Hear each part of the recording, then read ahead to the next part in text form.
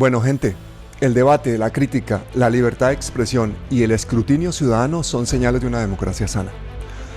Por el contrario, la intolerancia, el sectarismo, la falta de transparencia son síntomas de sociedades autoritarias y enfermas. Entre los primeros encontramos países desarrollados, pero entre los segundos encontramos países como Colombia, pues que resulta que nuestro país tiene una clara tendencia hacia eso. Por eso somos uno de los países más desiguales del mundo. Y la razón por la cual los colombianos fácilmente consideramos pues que cualquiera que no piense como nosotros es enemigo. Incluso a quien piense un poquito diferente o se atreva a opinar algo que nos saque de nuestra zona de comodidad. Y así declaramos enemigos por todas partes. Nos convertimos en uno de los países más violentos del mundo. Pero no contra otros países, violentos contra nosotros mismos. Imagínense la estupidez. Lo peor es que esa intolerancia es a todos los niveles. Sucede en la derecha, en la izquierda, entre ricos y entre pobres, entre mafiosos y entre académicos. Eso es lo que nos impide construir un país y vivir en paz. Hoy he invitado a alguien que ha terminado metido en política hasta las cejas, pero se le nota que no es político, porque responde con el corazón, al impulso de la conciencia, incluso en contra de sus propios intereses. Admirado por muchos y criticado por otros. Este hombre, que es artista de profesión, ha mantenido una misma postura crítica ante el poder, y a veces de forma hasta temeraria, porque no se sabe callar ante las injusticias y ante la corrupción. En un intento de someterlo, le dicen que los trapos sucios se lavan en casa. Pero este hombre piensa que tiene una casa grande que se llama Colombia, en la que no puede seguir imperando la ley del silencio, porque eso se paga con la pobreza y el sufrimiento de millones de personas. Por esta razón, más que como un político, yo lo veo realmente como un activista. Un activista que ha sido clave para hacer realidad este sueño de un gobierno progresista. Ha sido el escudero de Petro, y por eso ha terminado en una balacera política, en medio de la cual el presidente electo busca apoyos para poder gobernar y se rodea de personas que saben cómo encontrarlos. Lugar y momento equivocados para ser idealista, pero ¿acaso no es gracias a ese idealismo que millones de personas votaron por un cambio? Así que hablar con este señor va a ser una excelente oportunidad para conocer las contradicciones del sucio mundo de la política colombiana, donde vale todo menos la autocrítica y donde con frecuencia el fuego amigo es el más peligroso. Gustavo Bolívar, bienvenido. Buenos días, Pablo. Muchas gracias por esas palabras, hombre. No, sentidas y sin pelos en la lengua, como nuestro otro invitado, Julio Rodríguez, bienvenido. ¿Qué hubo, mi hermano? Bien, gracias. Ya no tengo nada que hacer. No tengo nada que hacer sino acá con usted, hermano. Me- Es que tocaba hacer una introducción porque la gente hay que darle un poquito de contexto, y hay personas que, aunque ustedes no se lo crean, no conocen el invitado, aunque sea muy famoso. Este es un canal de derechos humanos, entonces muy transversal. Lo escucha gente de fuera de Colombia, dentro de Colombia cada vez, afortunadamente, lo escuchan más. Pero yo les propongo una vaina, y es que empecemos mal. Empecemos criticando la Constitución del 91, que fue muy buena para muchas vainas porque veníamos de una crisis tenaz de orden público, narcotráfico, desigualdad extrema, etcétera, pero tuvo otras muy malas, como por ejemplo que los órganos de control, los organismos de control los nombre el Congreso. Entonces en estos días hemos visto a Gustavo teniendo que levantarse a decir, oye, aquí hay una serie de candidatos que no me convencen. Cuéntanos, Gustavo, qué fue lo que pasó con esa elección de los candidatos para el Contralor. Bueno, Pablo, comienzo por tu disertación sobre esos errores que se cometieron en el Constituyente del 91, que se pueden subsanar todavía y que seguramente no se cometieron de mala fe. Pero un gran error de esa Constitución es la forma como se eligen el procurador, el contralor y el defensor del pueblo, inclusive algunos magistrados de la Corte Constitucional, y es a través del voto de los congresistas. Esto ha hecho que estos cargos se vuelvan un botín de obligatoria elección para los congresistas que tienen feudos en los departamentos y los municipios, incluso alcaldías y gobernaciones, porque a través de sus votos pueden hacerse a la impunidad de esos feudos, de donde sacan el dinero corrupto para reelegirse y para darse la gran vida, para comprar o construir esas grandes mansiones que hemos visto estos días. Entonces, para ellos es muy importante la elección del Contralor y el Procurador especialmente, porque cuando votan por ellos se aseguran esa impunidad. lo mismo nos pasa a nosotros. Cuando votamos en contra de esos dos cargos, vamos a tener una persecución muy grande de 4 años, porque se ha vuelto, esa elección de ese par de cargos se ha vuelto eso, como o votas por mí o te persigo. Y así ha pasado. Entonces, ahora nos enfrentamos en este mes que viene, el Congreso nuevo, el nuevo Congreso, a la elección de un contralor. Y ese contralor básicamente tiene como función cuidar que los dineros públicos no sean malgastados y no sean robados.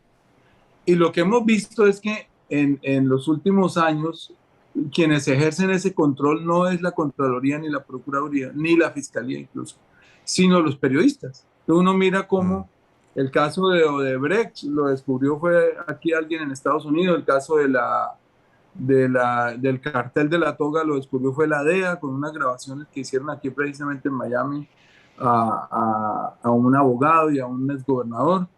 El caso de los 70.000 millones lo descubre es Paola Herrera, ¿no?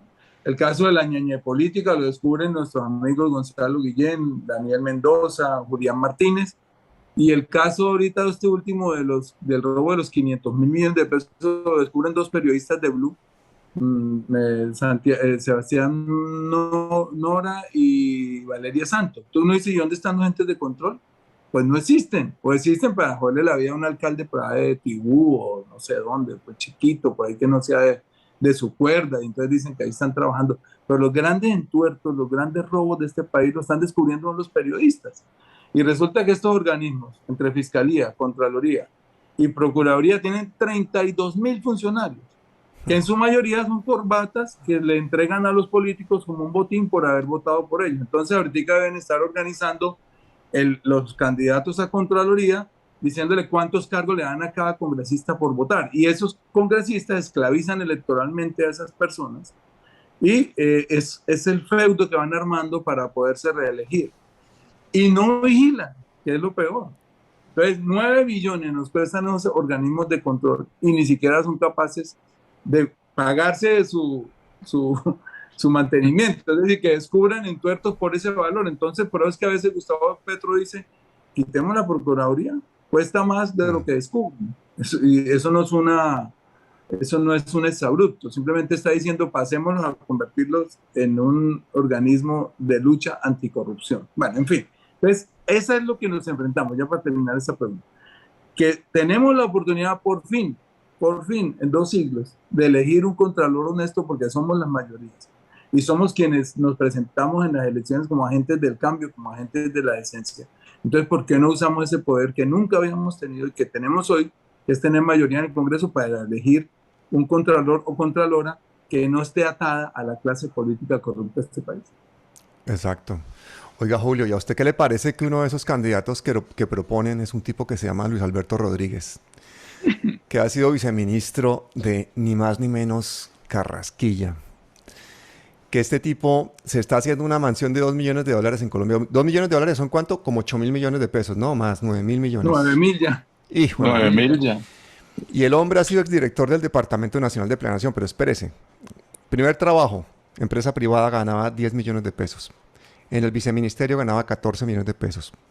En la ANP ganaba 30 millones de pesos. ¿De dónde se compra un tipo una mansión de 9.000 millones a los 32 años? Y quieren que sea el contralor.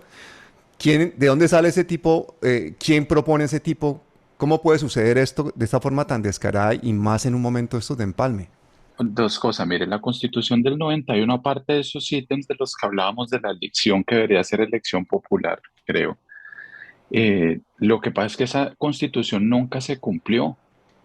El mayor problema de la Constitución del 91 es que quedó igual y Colombia estuvo y está a punto de volver a la época de los 30 y los 40 por el mismo motivo. Es increíble que sea el mismo motivo de hace ya casi un siglo el que nos tuvo a punto de matarnos entre petristas y uribistas y esas vainas que nos metieron, porque la política colombiana es como un cáncer. Se volvió un cáncer mental en el que usted no vota por una propuesta, sino como por un ídolo o por una manipulación, ¿no? Me hablo del sufragante. Entonces, si esa Constitución no se cumplió, pues estamos en la inmunda. y está a punto de no cumplirse en muchos de sus puntos por lo mismo, por lo que acabas de decir, porque Colombia, la política colombiana está llena de títeres y yo creo que Gustavo lo sabe mejor. A nivel interno con Pablo hemos hablado mucho de usted, Gustavo, de chismosos bravos, plaga chismosa, y es que lo peor que tiene Gustavo Bolívar es que es lo peor para la política colombiana porque no es político, porque es un tipo que es auténtico, que la diplomacia no, cuando usted no es político, pues usted les dice en la jeta las cosas como son, sarta de mafiosos y títeres del poder. La política colombiana está llena de marionetas. La gente dice, es que Uribe, es que no, nosotros sabemos quién está detrás del poder en Colombia, quiénes son los que manipulan, que son esos que compran islas completas, que son esos que dicen que solo tienen un avioncito, una casita en las Bahamas, pero que lo normal, ¿sí me entiende? Lo Que lo normal. normal Lo y que que no es no normal pagan es que nosotros impuestos. mismos nos metamos autogoles, porque ¿cómo es posible que se presente una candidata a la Contraloría, a la reunión programática del Pacto Histórico que viene de la propia Contraloría, que es precisamente a lo que se opuso Gustavo y que le ha causado tantas críticas?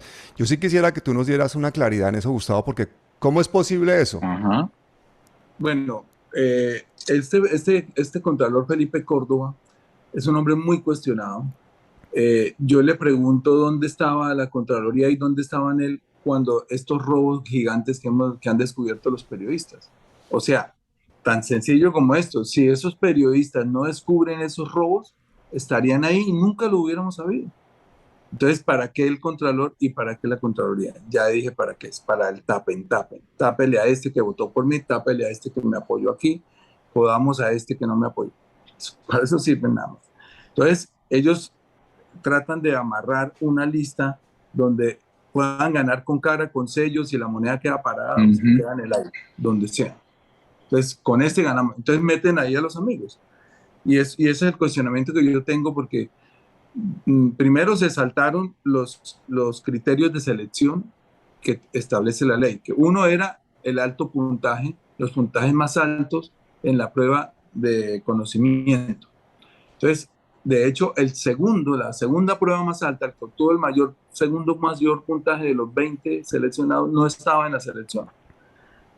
Se saltaron el criterio de género, Paritario. es decir, Mm. exacto, el paritario, que implica que tiene que haber entre los 10 seleccionados 5 mujeres. Pusieron 2 porque necesitaban poner ahí. Y entre ellos hay 4 implicados en el robo de los 500.000 millones de pesos, que le explico muy rápido en qué consistió. Había 4.4 billones de pesos para los próximos 9 años para el programa de los PEDET. El PEDET es un programa prioritario para para darle asistencia social a los municipios que están embaucados. Las famosas vigencias futuras, ¿no, Gustavo? Exacto, Sí. exacto, que son los municipios que más violencia han tenido. Entonces, esos 4.4 billones se gestionaron de la siguiente manera. Estos tipos cobraban una comisión del 12%, o sea, esos 500.000 salen es del 12% de 4.4 billones de pesos. Le cobraban a los alcaldes que tenían derecho a ese dinero 12% por gestionar ante la Dirección Nacional de Planeación y estos dineros. Y por eso es que este contralor dice, aquí mi aliado es Luis Alberto Rodríguez, que es del DNP, que fue el que me está ayudando a hacer esto, y ahí no apareció nunca la Contraloría. Entonces se roban 500.000 millones en coimas, en puras coimas, 500.000 millones, y este señor lo que dice es, estos son mis amiguitos, vamos a ponerlos para que sean los nuevos Claro. contralores, alguno de ellos tiene que ganar o alguna de ellas, y con eso me aseguro la impunidad mía para que no me destapen cosas, pero también aquí hay algo grave. A mí me han llamado alcaldes, y me han llamado personas que tendrían que ser investigadas por esta Contraloría a abogar por candidatos de ellos. Y yo le he dicho, no, ¿cómo se te ocurre que yo voy a hacer eso? Entonces, lo que están buscando es tener otra persona de bolsillo que les tape y que les cuide lo que se han robado en estos 4 años y que no los mande a la cárcel. Eso es lo que están En haciendo, estos parce. 100 años, Gustavo, usted se imagina todo lo que se han robado. Mire, el Sí, correcto. teléfono, la tecnología, lo que ha hecho la tecnología nos salvó las elecciones. La tecnología permitió que cada testigo electoral mostrara en tiempo real qué pasaba. Usted se imagina lo que se han robado en todos estos años, el atraco, el asesinato, la desaparición de personas tan gigantesca y todavía hoy en día mostrándoles, enrostrándoles el delito en la cara, porque con lo de los 70.000 millones nos robaron de frente. No les Pero eso importó que es Paola Herrera, Julio, esos 70.000 la gente se no, enfrascó mucho en ese robo, pero eso es una claro, no, bicoca. eso es Eso una era la migaja. comisión del que se iba a robar. Ese contrato era de 1.1 billones, imagínense. Claro, pues si el cálculo son 50 billones al año, Gustavo, imagine lo que no Por se ahí ha pasa la cuenta. descubierto. Claro, por ahí pasa. Es que el país está Mire, en mire, la... mire, les doy esta cifra, que es mi preocupación, que es cuando yo le digo a mis compañeros, tenemos que cumplir con una promesa de cambio y cuidar el pacto y cuidar a Colombia. Colombia va a tener un presupuesto promedio entre 380 y 390 millones de Billones de pesos. billones de pesos. Casi 400, si la inflación sigue, seguramente el presupuesto de 2026 va a ser 450 billones. Vamos a un promedio de 400 billones en los 4 años. Son 1.600 billones de pesos. 1.600 Ish, qué billones de torta. pesos en 4 años vamos a manejar, por Dios. ¿Cómo no puede estar ahí el tóxico? O ojalá haya otros 50 tóxicos vigilando esto, man. 1.600 billones. Por Dios, esa ¿Qué cifra no pasa? cabe en ninguna cabeza. Yo le dije a Petro cuando estaba de candidato una vez que tuvimos una reunión, le dije, Gustavo, usted va a gerenciar una empresa de 1.600 billones de pesos. Se lo dije así. Él se tiene que acordar. Y sí, le dije, ese es el presupuesto de Colombia que va a tener en los 4 años. Entonces, ¿cuánto van a robar de 1.600 billones? Pongámosle que nos vaya bien y se roben el 10%. Se roban 160 billones. Eso es En mucho cuatro dinero. añitos. Eso es mucha plata. Tenemos que cuidar esto como un tesoro por dos razones. Primero, por el deber que hay que cumplir. Y segundo, porque si en 2026 no hemos cumplido la promesa de cambio, la promesa de lucha contra la corrupción, nos sacan y vuelven los más zampones. Ahí sí vuelven a seguir arrasando. ¿Cuánto cree que están robando en este gobierno? Miren, estos últimos contratos que están haciendo desesperadamente para no dejar un solo peso al próximo gobierno. Acomodé el lugar a la maldita sea, entregando contratos billonarios sin ningún control, porque los entes de control están en el bolsillo de ellos, están cooptados por ese poder. Y es que, Gustavo, no solo Uh quieren -huh. amarrar, es que quieren dejar sin arcas al siguiente gobierno. O sea, quieren dejarlo sin Sí, claro. herramientas, sin Claro, es que esa es la posibilidad idea. de, claro, de quebrarlo a las buenas, a las malas, para subir a la cabal y a Polo Polo a la presidencia, porque las negritudes y los indígenas entrarían al tiempo con Polo Polo. Oiga, pero para la gente que es nueva en el canal o los que nos oyen de fuera, hay que darles un poquito de contexto. Que resulta que este gobierno que hay en este momento en Colombia es uno de los peores de la historia del país. El déficit fiscal, por ejemplo, que nos deja el presidente Duque, es 4 veces el que dejó Uribe y 12 veces el que dejó el inepto de Pastrana, que fue uno de los peores presidentes. También es el gobierno de más líderes asesinados, el de más corrupción, el que generó más pobreza. Y afortunadamente ya tienen los días contados, pero están aprovechando hasta el último momento, como decía Julio, para raspar la olla, es decir, para robarse los recursos de los colombianos, para blindarse judicialmente, para atornillarse en los puestos de importancia. Por ejemplo, miren lo que pasó en Ecopetrol, en las embajadas o en la Agencia Reguladora de Energía. Incluso han tenido el descaro de asignar notarías, de condecorarse y de terminar de gastarse 4.000 millones en viajes inútiles del presidente por el mundo con su comitiva absurda. Mientras que por otro lado, pues han asesinado en este año a 101 líderes sociales. Entonces, ese es el panorama que nos deja Duque. Gustavo, ¿qué pasa? ¿Qué pasa con Roy Barreras? ¿Cuál es el problema de esa candidata que parece que está empujando Roy Barreras, que se presenta a la reunión del Pacto Histórico? Yo pongo un poco en contexto el ingreso de Roy Barreras al Pacto Histórico. El Pacto Histórico nació de un programa que hicimos los domingos con Gustavo Petro que se llamaba Los Gustavos. Y él en junio de 2020 escribe una columna que se llama Un Pacto Histórico y convoca al país a reunirnos en torno a unas ideas y a unos programas que se llaman el Pacto Histórico para ganar la presidencia y ganar el Congreso. Entonces empieza a sumarse gente. De los primeros que se suman son Roy y Benedetti. Yo tuve ahí como una cara extraña porque pues yo entendía que el Pacto Histórico iba a ser un nuevo país.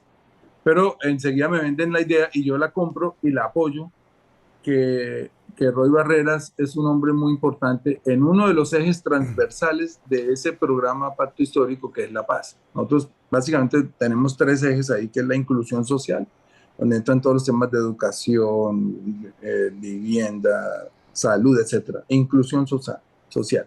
El segundo es la mitigación del cambio climático y la tercera es la paz, ¿cierto?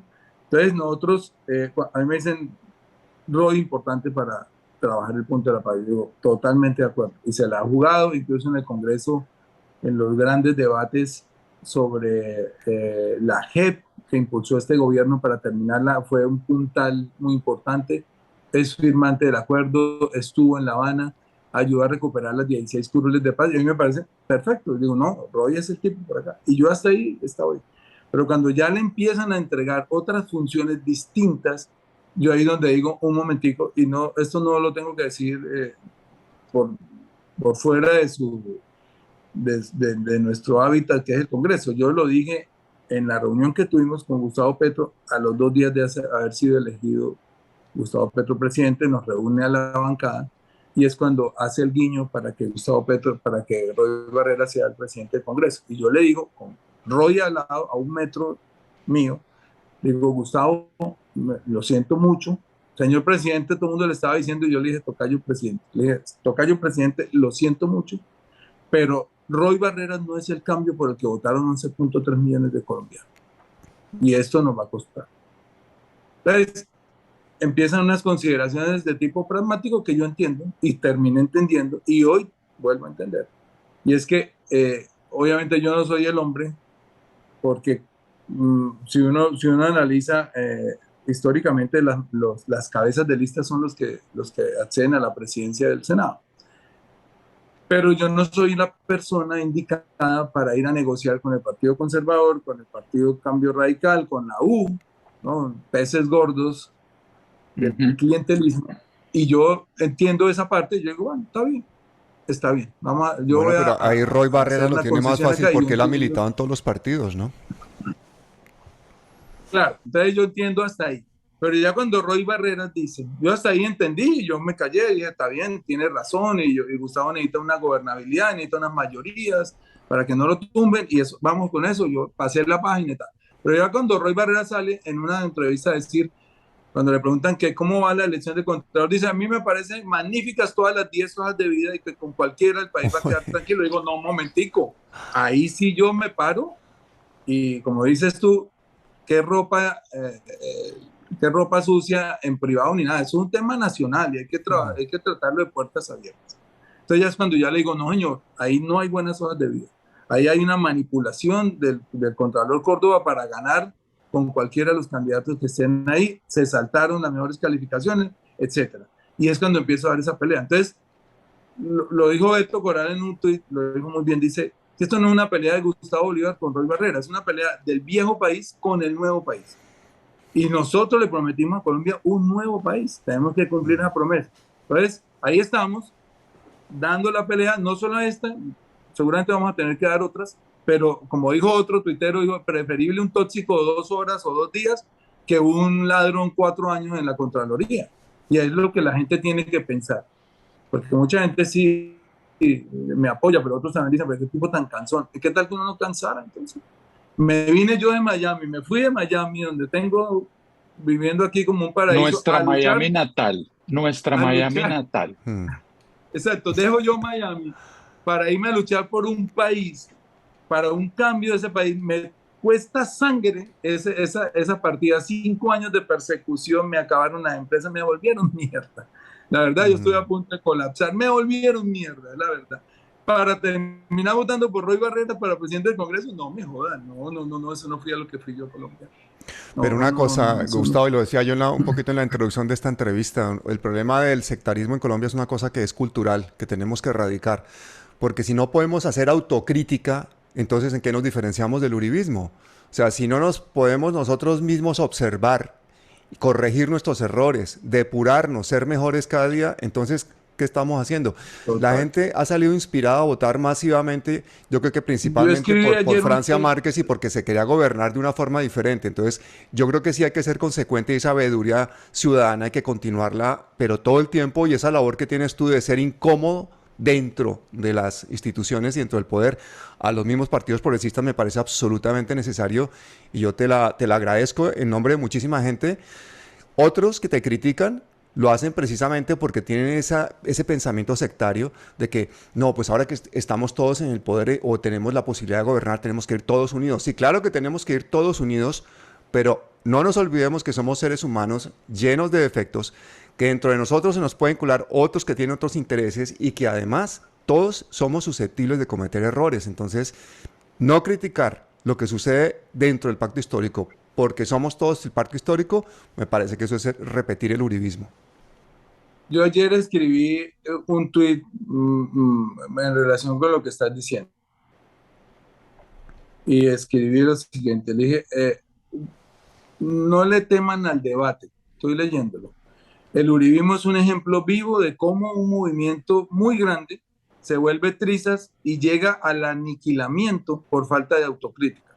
Se la pasaron todos estos años aplaudiéndose todo y por eso se autodestruyeron. Y por eso es que los movimientos sin autocrítica no perviven, porque Ujú. a la final no hay quien esté llamando la atención sobre lo que está fallando.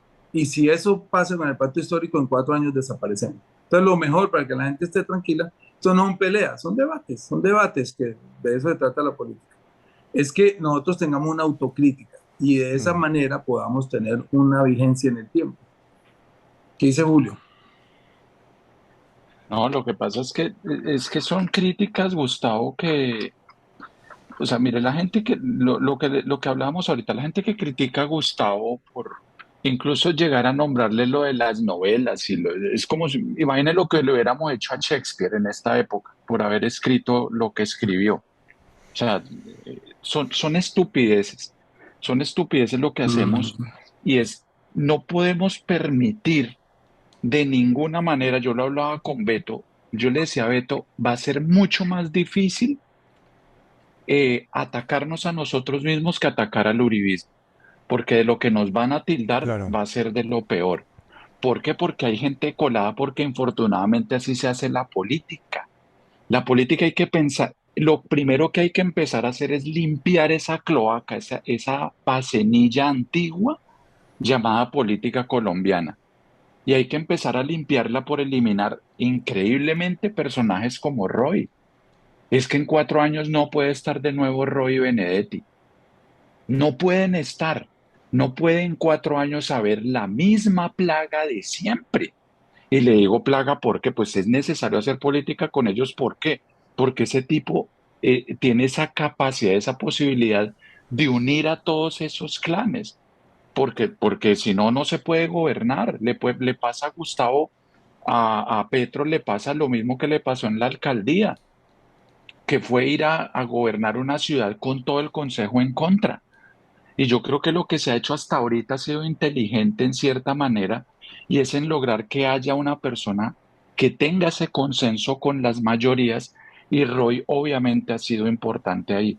Pero a Roy hay que decirle también, eh, papá, esto es para limpiar al país y permitirle a una nueva generación como David Racero, como Catherine Miranda, como Pachón, como lo hubiera podido ser nuestro amigo, el que se nos volteó en Boyacá, Amaya, que resultó ser joven de universidad pública, siendo parte de un sistema de podredumbre del país. Le dio la espalda al país cuando más lo necesitaba.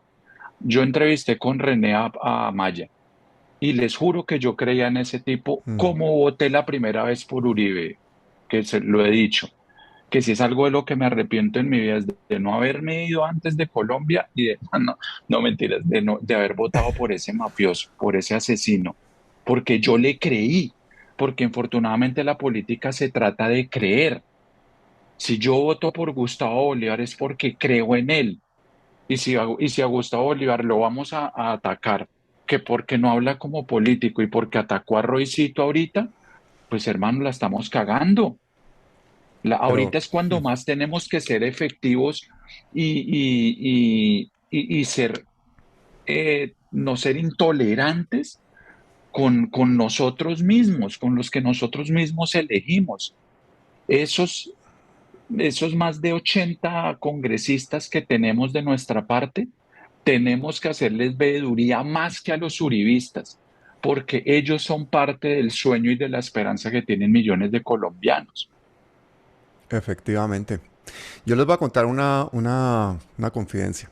Aquí este canal, que es un canal de derechos humanos, pacifista, para nada neutral, siempre hemos estado al lado de las víctimas, dándole voz a los líderes sociales y apoyando a los que quieren construir paz, pero hemos sido rotundos condenando los crímenes de guerrilla, paramilitares, bandas criminales y del propio gobierno. Pues en este canal hemos tenido también bastantes ataques por parte, por ejemplo, del pacto histórico en momentos puntuales, pero básicamente porque no se entienden las posturas que no son absolutamente sectarias en algunos momentos. Cuando apareció Isabel Cristina Zuleta en la foto con este hombre, con Luis Pérez, yo fui muy crítico ante eso. Qué hace Isabel Cristina pactando o tomándose una foto con él? Fue una foto en la que estuvo mal asesorada. Cuando intentan descabezar a Francia para ser vicepresidenta y hay posibilidad de que sea María Emma o que sea otra gente, cuando las curules de las negritudes. Hemos sido críticos en todos esos momentos y hemos respaldado todo el tiempo a Francia, hemos respaldado a los líderes sociales y eso nos ha costado pues inmediatamente las ascas de todo esto. Y inmediatamente dicen, es que estamos defendiendo una política de odio, tenemos que ir juntos, etcétera. Y Ujú. es todo lo contrario, tenemos que defender derechos humanos desde la transversalidad. Entonces, son tan terribles los crímenes de los paramilitares como los de la guerrilla, por supuesto, y los del gobierno, y los del gobierno todavía peor, porque supuestamente Claro, nos porque debería son los proteger, del poder, claro. claro. Entonces, por ejemplo, una actitud de un político valiente que en un momento dado, estando dentro del gobierno, sea capaz de hacer veeduría ciudadana, yo creo que es absolutamente necesario. Eso es lo que nos representa a los colombianos y no los que vayan allí a tapemos, tapemos. Y el caso de Roy Barreras, a mí, por ejemplo, no me representa una persona que quiera meter unos nuevos candidatos para Contralor que van a hacer exactamente lo mismo sin cuestionarse absolutamente su pasado inmediato. Eso a mí me hace que me salten todas las alarmas. Entonces, ¿qué podemos hacer? ¿Qué podemos hacer, Gustavo, ahora que viene esta legislatura tan dura, para que desde dentro del pacto histórico, dentro del progresismo, pues haya por lo menos esa posibilidad de ser autocrítica? Pero mira, ha pasado algo chévere, yo lo llamo así. Y es que cuando yo empecé a dar esa pelea, los compañeros del pacto elegidos trataron de pedirme pues que no hiciera esas batallas públicas.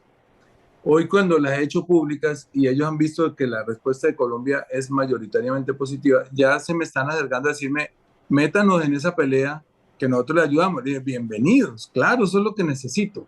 Entonces ya se dieron cuenta que nosotros somos personas públicas, que a nosotros no nos eligieron para una empresa privada.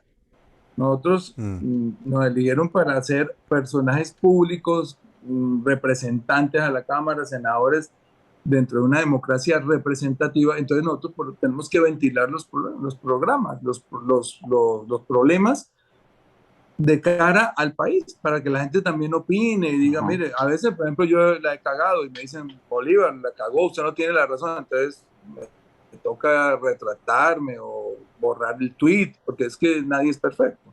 Y entonces, ¿pero por qué? Porque soy un personaje público.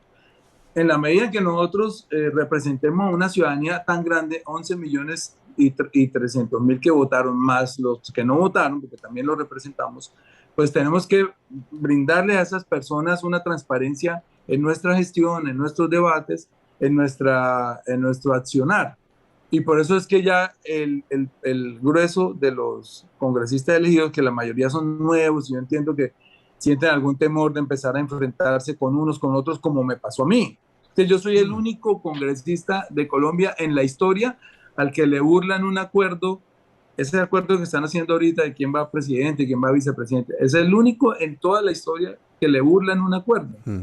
Yo iba a ser vicepresidente del Congreso y no se mamaron. ¿Por qué? Porque es que ellos llegan a darle a uno la mano, a invitarlo a comidas, a invitarlo a cócteles, a llevarlo a negocios, a invitarlo a votar cosas, y yo no caí en eso. Entonces yo no soy amigo de ninguno en el Congreso, todos me odian. Entonces cuando llega porque yo tengo un principio, yo no sé, es un principio si es ético, es de personalidad, que cuando le doy la mano a alguien, yo no soy después capaz de atacarlo. No sé, me pasa eso.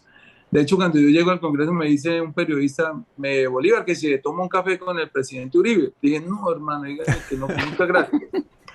Yo hubiera Es podido ir, buérrimo. y en eso caen muchos, porque por novatada uno dice, bueno, pues voy a reunirme con el hombre, a escucharlo y Ahí tal, tiene pero su yo después de foto. que me siento Claro, ahí con hubiera Uribe tenido su foto. y le dé la mano, claro, y le dé la mano, yo no soy capaz después de atacarlo. Entonces me ha pasado con los congresistas, yo ahí sé cuáles son los corruptos, ya uno sabe cuáles son los hijos de los parapolíticos y quiénes son las esposas de los parapolíticos. Entonces yo con las personas soy absolutamente serio, muy parco, nunca los saludo, porque yo no quiero volverme amigo de ellos para poderlos atacar cuando la embarren. Y eso es lo Claro. que me pasó. Cuando llega la elección, pues me la cobran. Yo feliz, yo pero dije, esa es la medalla de honor más grande que me han puesto en el pecho, es que la clase política corrupta de este país vote en contra de mí para burlar un acuerdo que ya se tenía. Entonces eso es lo que pasa. Y yo siento que hoy estas nuevas generaciones que están llegando y que obtuvieron una curul en el pacto histórico, en listas cerradas, que tal vez no entienden lo que significa tener una curva en el Congreso y lo que cuesta, pero hoy ya la tienen. Yo creo que ya están empezando a valorar esto y se están sumando a esa lucha. Y eso yo lo celebro porque seguramente hacemos un frente común para vigilar todos estos partidos que han entrado. Imagínense, ya entró el Partido Conservador, ayer le entregaron una presidencia del Senado por un año. Entonces usted mira los 4 presidentes del Senado. Entonces mira Roy Barreras, Nadia Ablel, Lidio y uno dice, ese es el nuevo país otra vez, por lo Lo mismo. mismo, ¿no?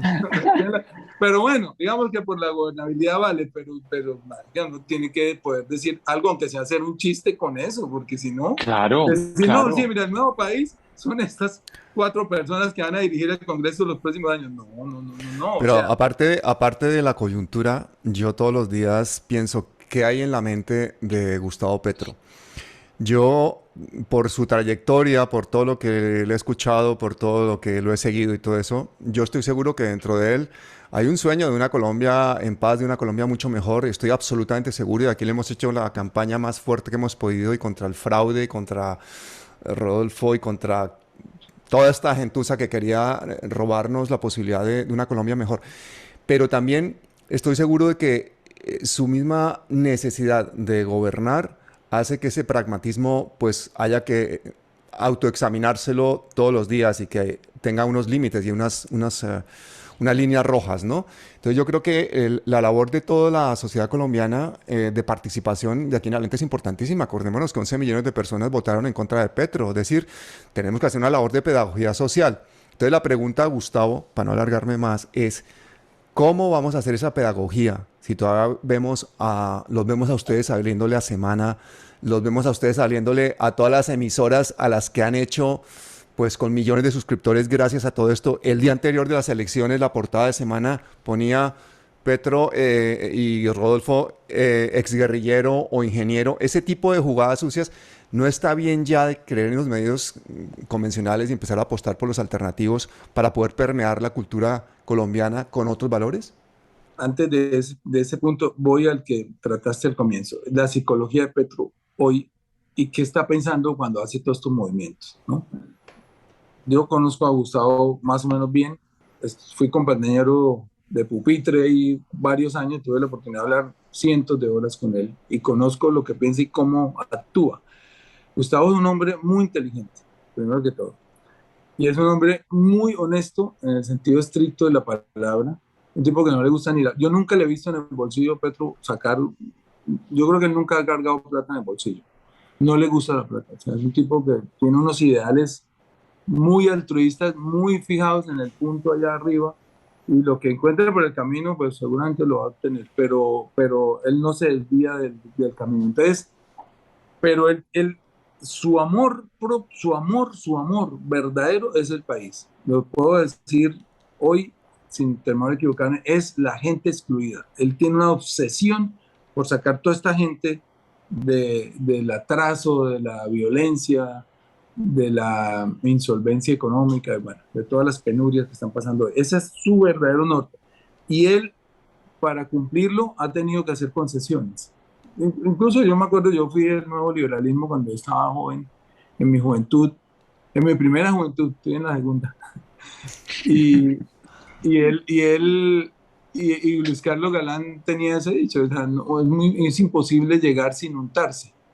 Y es verdad, nosotros no tuvimos la fuerza parlamentaria para no recibir ahora a los liberales, a los conservadores, a los de la U, etcétera, para conformar esa mayoría. No tuvimos, el país todavía no cree lo suficiente en nosotros, pero sin embargo, aunque votaron masivamente, no nos alcanzó. Entonces tenemos que hacer esas concesiones.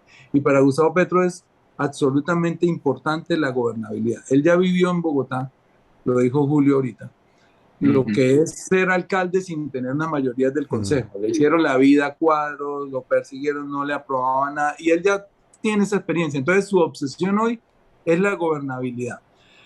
Hay que comerse sapos, yo creo que él también se los está comiendo y nosotros tenemos que comérnoslos, porque es que el fondo, el trasfondo de todo esto es una gente que está sufriendo violencia, atraso, pobreza y corrupción. Y esa es su obsesión. Entonces, si yo, para hacer la paz, si para sacar del barro a millones de personas, tengo que sentarme con esta persona y abrazarla y tengo que aceptarle algunas concesiones, yo creo que él tiene claro que va a tocar y va a tocar hacerlo, porque es que de verdad la gente hoy se está muriendo de hambre o de violencia. Esos líderes sociales que tú mencionaste, 1.330 desde la firma del acuerdo. 1.330 líderes asesinados, Dios mío, es un país de esos como de lujo, de perder. Multiplique 1.330 por 40 años de vida útil que le quedara a cada líder. Entonces estamos votando 50.000 años de vidas importantes a la basura. Un país en su productividad, en su progreso. ¿Y sabe qué es lo que pasa? Perdón, te interrumpo. La gente no calcula que los asesinatos de los líderes sociales es matar la célula madre de un cúmulo de personas que no tienen una cabeza ideológica, política. El líder social es esa persona que tiene la valentía, la inteligencia de levantarse por una pequeña sociedad, porque cada líder de eso representaba 1.500, 2.000 personas. Al matar eso, mataron gente que votaba, gente que quería ser visibilizada por sus necesidades, gente olvidada de que esos asesinatos de los líderes no son por narcotráfico y por líos de faldas, es una criminalidad sistemática. Están matando cabezas visibles de grupos de personas que necesitan cosas. Y como a través de los teléfonos y la tecnología eso se está sabiendo, la única manera es eliminarlos. Es eliminarlos porque al matar a un líder social, difícilmente otro se para en ese lugar porque sabe lo que le va a pasar. Y es lo que ha venido ocurriendo en Colombia hace 200 años. Julio, pero tú dices algo que es importante, y no es que las demás personas no sean importantes, sino que es que el líder es el que impulsa a su comunidad, es el que tiene el conocimiento ancestral, es el que defiende el páramo, es el que defiende el río de la hidroeléctrica, es el que defiende los derechos humanos, es el que defiende y denuncia las necesidades. Denuncia necesidades. Cuando eliminan un líder, están matando el alma de los pueblos, de las veredas. Exacto. Entonces, si matan 1.300, esto es un genocidio terrible, que han matado nada menos que personas que dirigen y guían a sus comunidades. Y eso lo permitimos nosotros en silencio. Lo decía el padre Francisco de Rux en la entrega del informe. Sí. En la entrega del informe final de la Comisión de la Verdad, ¿dónde estaban los medios de comunicación cuando el genocidio? ¿Dónde estábamos nosotros? ¿Por qué lo permitimos? Y preguntas que nos tocaron las fibras, el alma. ¿Por qué lo permitimos? Esa pregunta es brutal. Y lo seguimos. 450.000 personas. Y lo seguimos permitiendo, Gustavo. Seguimos hasta defendidos. hay que Te tener en quería cuenta. pedir que terminaras la pregunta que te hice, la segunda parte sobre la importancia de los medios de comunicación Ah, alternativos y si vamos a seguir haciéndole juego a los grandes medios para que sigamos con la cultura que ellos nos marquen.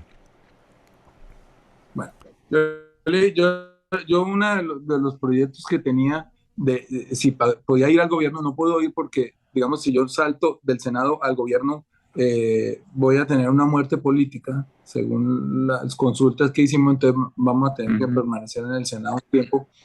Era llegar al gobierno a fortalecer los medios alternativos. También se lo dije a Gustavo. Le dije, Gustavo, mire, la medida en que nosotros fortalezcamos 10.000 medios alternativos que hay por toda Colombia, emisoras comunitarias, Mm. periódicos digitales y toda esa cosa, nosotros, Colombia se va a liberar de la manipulación mediática de los grandes medios de comunicación. Que es increíble que hasta el día anterior a la elección esta revista y otros periódicos todavía estuvieran diciendo mentiras de Petro y Mm. exaltando unas cualidades del otro candidato solamente para, ¿no? Y uno dice, esta manipulación que lleva ya varias décadas, de hecho, mi mamá, que solo ve canales, saber que es uribista, mi mamá tiene 86 años, pero es una de las personas manipuladas en Colombia, ¿Tu porque mamá todo es lo que digan en uribista? ese Claro. parte noticiero, sí, mi mamá resultó, una vez me dijo, mijo, cuidado con ese Petro, que él es un guerrillero y él no sé qué. Yo decía, pues yo como le saco a mi mamá de 85 años Eso nos hace han un año dicho que me todas lo las dijo. mamás de esa edad Yo, porque todas han crecido viendo RCN y para ella, colmo. pobrecita, ella estaba era, transmitiendo algo que le han metido un chip que le metió en la cabeza de ver y ver y ver esos noticieros. Entonces yo le dije, no, mamá, no, él es amigo, es un buen tipo, él ha estado en mi casa. Ah, bueno, mijo, porque es que por ahí dicen que no sé cuántas y que bueno, yo le dije, no, ahorita tranquila, pero ya muy anciana, yo no voy a pelear con ella. Así hay muchos millones de viejos en... De viejos y de no tan viejos. Mire, ¿sí ve? Iba a hablar de semana y se le cortó la señal. Ay, De una vez empezaron a atacar la antena. pero es verdad, Julio, estamos hablando de esto y fíjese que a pesar de todo eso le siguen yendo a entrevistas a toda esta gente, entonces hacen crecer ellos mismos esos medios. Yo he visto, por ejemplo, Vicky Dávila pasó en un año de 150.000 suscriptores en YouTube a 1,5 millones. En un año, Sí, ¿sí me claro, entiendes? Y claro, fue el año en el que claro. fueron todos ellos, todos los Gustavos y todo el mundo a entrevistas, debates, cosas y tal. Somos los responsables nosotros de eso. Ahora, por ejemplo, con las bebidas azucaradas, hermano, ¿por qué tenemos que estar tomando bebidas azucaradas que son propiedad de estos imperios, de esta misma gente que está creando toda la desigualdad, toda la pobreza y son responsables en parte de la violencia? Pues a tomar otra cosa. Como decía Petro, ¿no? Aunque sea tomar agua, pero hay que bloquear esos imperios. La gente se queja y sigue teniendo el dinero en Bancolombia. O sea, yo esa parte de la desobediencia civil pacífica creo que también hay que implementarla y eso le toca a la ciudadanía. ¿Tú qué opinas? Pues hermano, son cosas difíciles de cambiar, Pablo, porque no se Mm. pueden, como lo que está ocurriendo en el gobierno. El hecho de que se haya ganado no implica que usted llegue con una podadora, ojalá usted pudiera llegar con una guadaña al Congreso. Qué pena que hable de manera como uribista, pero no es tal. Llegar con una guadaña y cortar esa maleza. Infortunadamente no se puede, Ya. porque no habría gobernabilidad.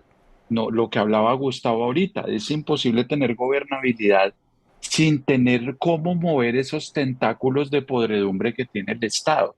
Mm. Entonces, no podemos llegar con la guadaña, cortar esa maleza en el Congreso, pues porque es Pero imposible, hermano, la sociedad pero, tiene que cambiar pero sus se puede. hábitos de consumo porque están Sí, no, no, manteniendo no, imperios de forma absurda. O sea, todo el mundo con la cuenta claro, en Bancolombia, ¿por qué no la llevan al Banco Agrario? Todo el mundo tomando bebidas azucaradas.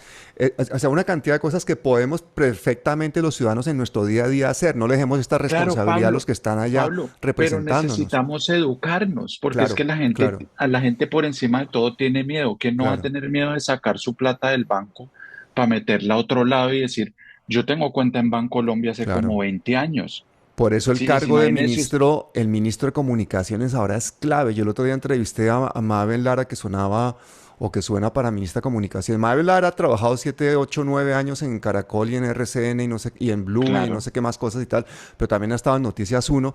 Pero yo sí creo que, como hablé también con la ministra de Cultura Nueva, Hay que permear nuestra cultura con otros valores, con otra información. A fuerza de repetirle a la gente, le hacen creer a uno pues lo que les da la gana. Es hora de que permeemos a la gente con otros contenidos, por lo menos que tengan dónde escoger. Mira, ya está aquí Gustavo otra vez. Sí. Pues mira, cuando empiezan las redes sociales, yo voy a hacer aquí con las manos, a ver si se puede. Digamos, los medios tradicionales estaban acá y las redes sociales estaban por acá.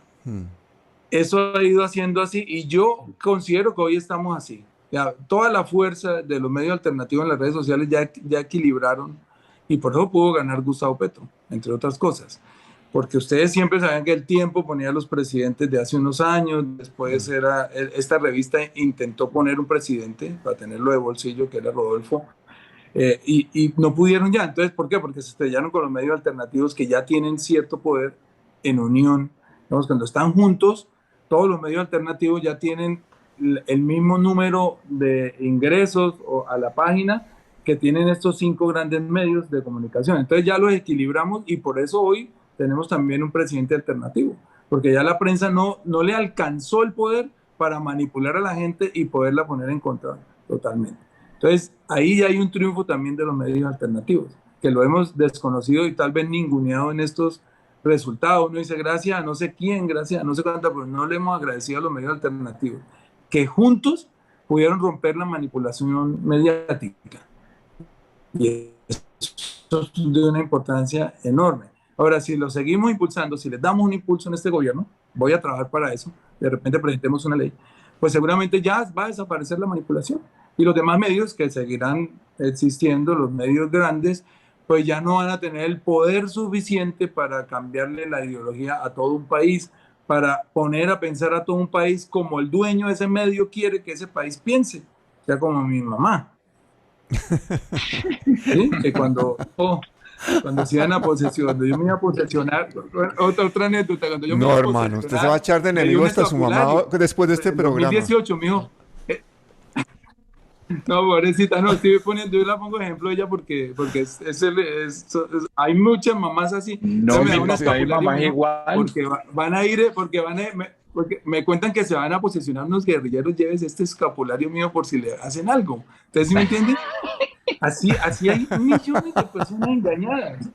Y claro, yo llego y lo primero que yo llego al Congreso a darle la mano a todos esos guerrilleros. Yo decía, puta, para mí era como una fantasía verlos ahí, a Pablo Catatumbo y todo. Y les digo, hermano, gracias. Todos en botas allá.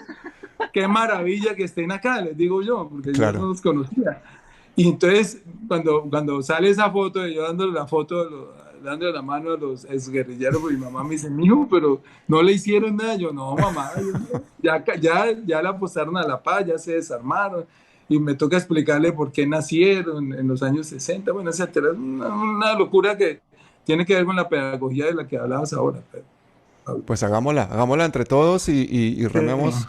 Y nosotros siempre te vamos a apoyar porque nos sentimos totalmente identificados con las personas que tienen autocrítica.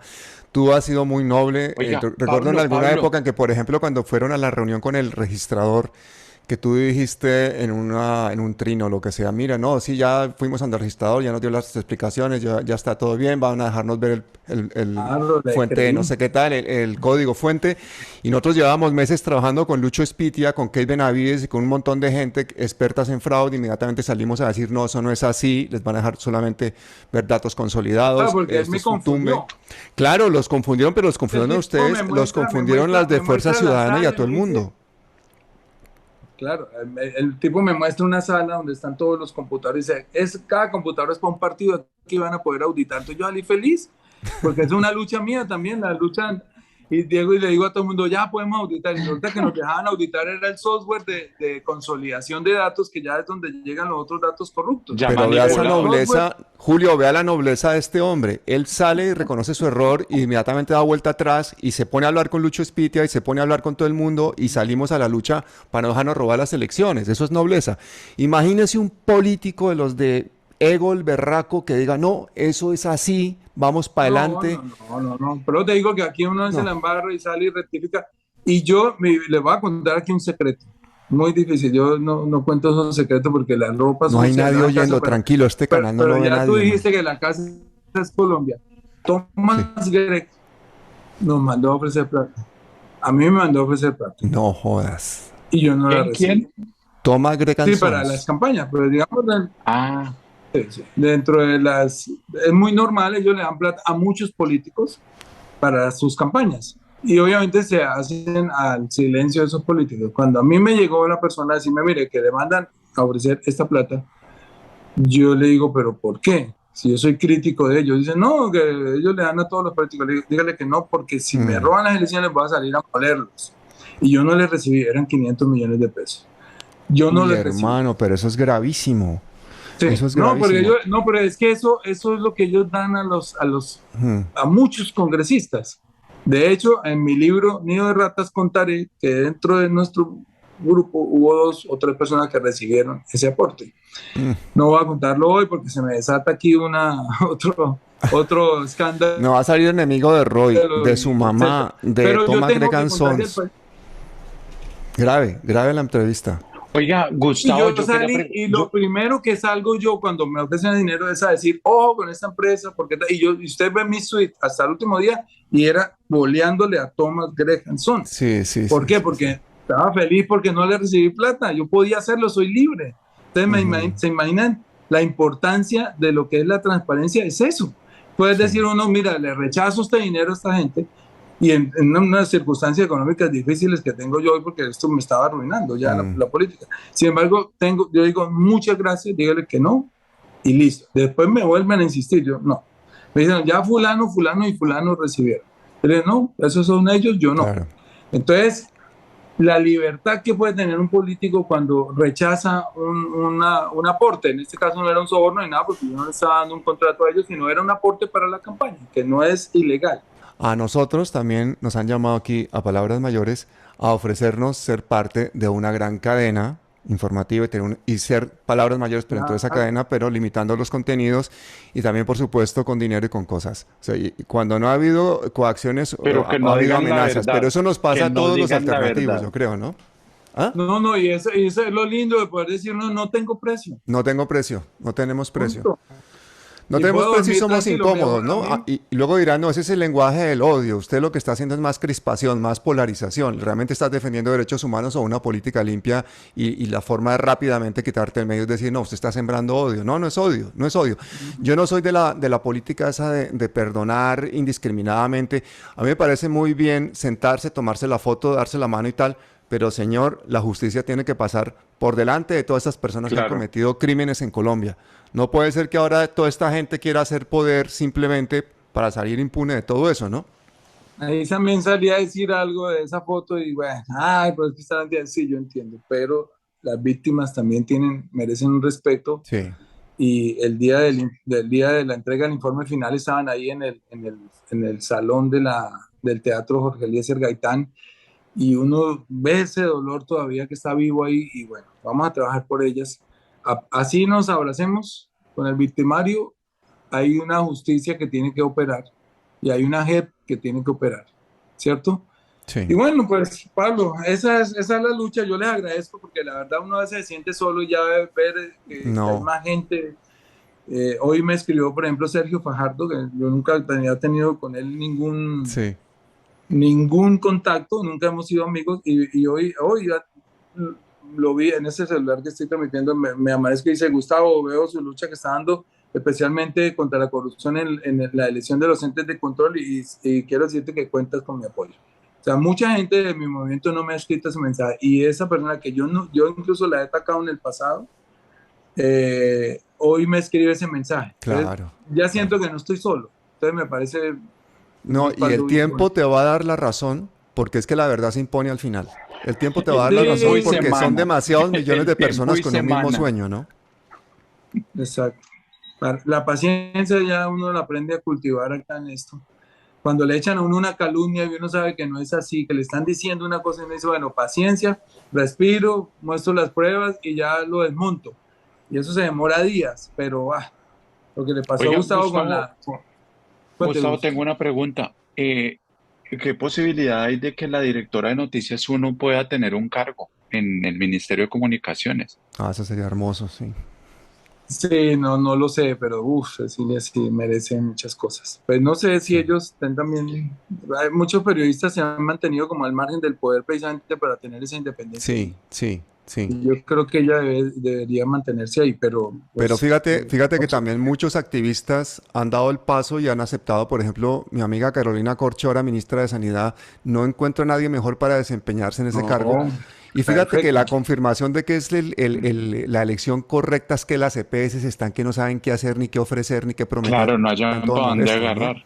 Imagínate a Deben estar Cecilia mejorando en... el servicio estos días Ya no hay y Sí, filas. dando citas. Estos Sí. días no hay filas, sí. estos días no hay filas, ¿no? No, no, Bueno, pero yo amigos, creo que esto va bien, esto va bien, esto va bien, pero va a lo, costar mucha autocrítica y muchas peleas al interior. Yo acabo de pensar que esta entrevista la vamos a titular Ser o Parecer, y en una parte de la foto de la portada estás ahí, Gustavo, con el ser debajo, porque yo creo que tú representas a muchísimas personas que si tuviesen la oportunidad de meterse en el mundo de la política estarían en la misma encrucijada, con las mismas peleas, y lo importante es que personas como tú son las que hacen cambiar las cosas, no los que han operado políticamente, que han estado siempre en el árbol que más sombra da y que en este momento nos están ayudando a remar. Muy bien, bienvenidos, rememos Mi todos. última, Pero tengo sabemos una última. exactamente quién ha sido el que ha estado desde el principio y quién lo ha hecho por principios y por convicciones y no quién lo ha hecho por interés o por oportunismo. muchas Tengo una gracias. última pregunta. Gustavo, ¿no puede sacar el libro antes de que acabe este año? No, es que aquí les cuento, estoy entrevistando corruptos. Yo he entrevistado ya 4 Uy, que pero han sido entonces no va a condenados terminar por ese libro corrupción. nunca, hermano. No va a Eh, terminar nunca. son, pero me faltan unas 3 entrevistas, pero además lo que he visto, más lo que me han contado ellos, que yo le he sacado cosas que el país se va a aterrar de cómo empieza la génesis de la corrupción. Es una cosa hermosísima, digamos, desde el punto de vista Literario. periodístico Sí. Ujú. y literario también, sí, porque es que un corrupto le cuente a uno cómo empieza, cuando estaba niño, qué pensaba y a los 15 años, si ya estaba craneando robarse este país y que a uno le digan que sí, o sea, cosas así, una vaina así. Así como yo a los 15 años pensaba que quería ser Nobel de literatura y escribir libros y empecé a escribir novelas a los 13, hay gente que a los 15 en ciertas regiones del país, siendo hijos de, empiezan a decir, ¿cómo voy a robar? O sea, ya ellos me han contado que Sí, lo tenían en la cabeza, o sea, sí, son genios. sí. Ese libro Sí, hay que sí, sí, leerlo. Espero sí, que nos sí, des una claro, entrevista, que nos des una entrevista cuando obvio, lo hayas terminado. exclusivo, Pablo, te lo Oye, prometo. muchísimas gracias a los dos, de A verdad. ustedes. Yo quiero recordarle a la gente que nos No, oye que Gustavo. en unos días Petro va a recibir un país quebrado, en guerra y con la mitad de la población en contra gracias al adoctrinamiento de los grandes medios de comunicación. Así que nos toca remar, remar entre todos, hacer pedagogía y sobre todo tener autocrítica. Y Muchísimas hacer un gracias. Sabiduría. balance, Pablo, hacer un balance de lo que recibe Petro o a los 6 meses Sí, tiene la gente en Sí, la calle. sí, Yo he sí, dicho siempre, y estoy en eso desde hace 6 meses, incluso hice un debate en el Congreso sobre la deuda pública. Si Petro no entrega el inventario de lo que recibe, a los 6 meses tiene la gente en la calle, sí. porque levantar este país económicamente se va a demorar mínimo un año, año y medio. Para poder empezar la inversión social, esa gigante que tenemos, nosotros tenemos que ordenar la casa con Sí. una reforma tributaria dolorosa y etcétera. Y si eso no queda bien explicado, se nos voltea la gente pronto. y eso hay que hacerlo desde ya, Gustavo. Desde Sí. ya hay que decirle a la gente eso porque la gente piensa que el 8 de agosto el país va a ser otro Ah, Gustavo, y no sí, va a sí, ser sí. así. No, no, Gustavo, y no. cuando empiecen a Y gobernar, que así lo empiecen van a a abrir tapar. cajones y empiecen a ver la podredumbre y lo que les A van a ver, dejar, eso también hay que contarlo, claro. ¿no? Irlo contando, sí, irlo contando, de acuerdo. Y Julio, pues que es un influencer poderoso y los demás influencers tienen esa tarea ahí, hermano, de ayudarnos a demostrarle a Colombia lo que se está recibiendo. Que no es la olla raspada, se llevaron la olla, o sea, ni siquiera la olla está. No hay olla, sí, no hay olla. Eso le No, iba a llevaron decir. la olla, el cucharón, la estufa, todo, hermano, están Yo, arrasando con yo todo. siempre le he dicho a Pablo, se robaron el poste, el perro que estaba meando y el hueco del poste. Se robaron todos estos maricos, todos se lo robaron. Bueno, pero saben que el sueño se ha hecho realidad, podemos cambiar la cosa. Así que vamos para Listo. adelante. Muchísimas gracias. Cuídense Gracias, mucho. Pablo, gracias, Julio. Ahí seguimos en la... Ahí estoy para invitarle a un 7-Eleven con Beto Coral. Sí. Vámonos estos días, Julio. Hágale. Chao, Un hermano. abrazo, Muy papá. bien. Gracias por todo Ahora, su Un lucha. chao, abrazo a Pablo. los dos.